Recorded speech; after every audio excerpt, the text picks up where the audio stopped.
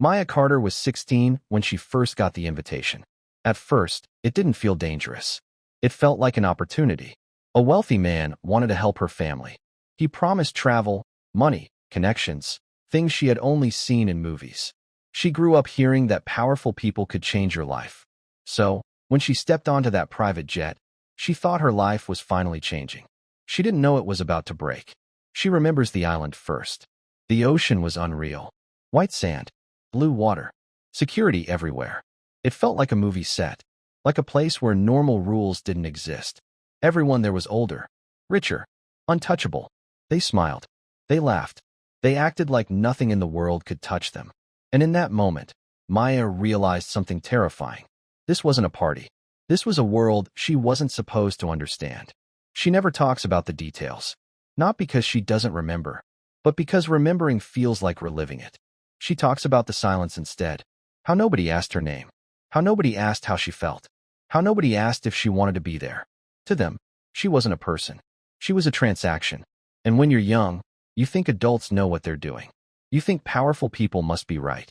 But power doesn't mean morality. Sometimes it just means protection. Years later, Maya tried to tell people. She spoke to investigators. She testified in court documents. Her name became a line in a massive file most people would never read. The world debated politics, conspiracies, names and documents. But almost nobody talked about her. She was just a victim, a statistic, a footnote. And that hurt more than she expected. She says the hardest part wasn't what happened. The hardest part was realizing how many people knew and how many people stayed silent. Pilots, staff, assistants, guests. Everyone saw something. Almost no one stopped it. Because when power is in the room, morality often leaves. Maya watched the news the day Epstein died. People argued about conspiracies. They made memes. They joked about prison cameras. She didn't laugh. For her, his death wasn't a mystery.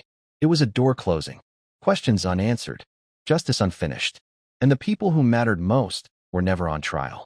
Today, Maya lives a quiet life. She changed her name. She moved cities.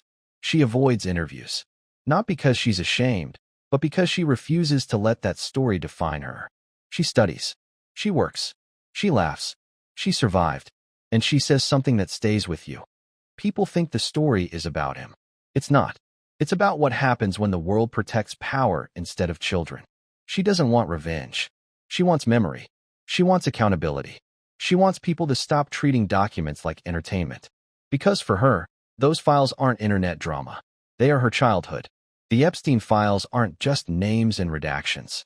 They are voices that were ignored, stories that were buried, people who had to grow up too fast. And somewhere in those thousands of pages, Maya's story is written in legal language. Cold, neutral, distant. But behind those words is a girl who stepped onto a jet, believing in a better life, and stepped off with a lifetime of scars. And tonight, as you watch this video, she hopes you remember one thing. Powerful people come and go. Documents get sealed and unsealed. The internet moves on. But survivors live with the story forever. So, the next time you hear about the Epstein files, don't think about conspiracies. Think about Maya. And how many others never got to tell their story.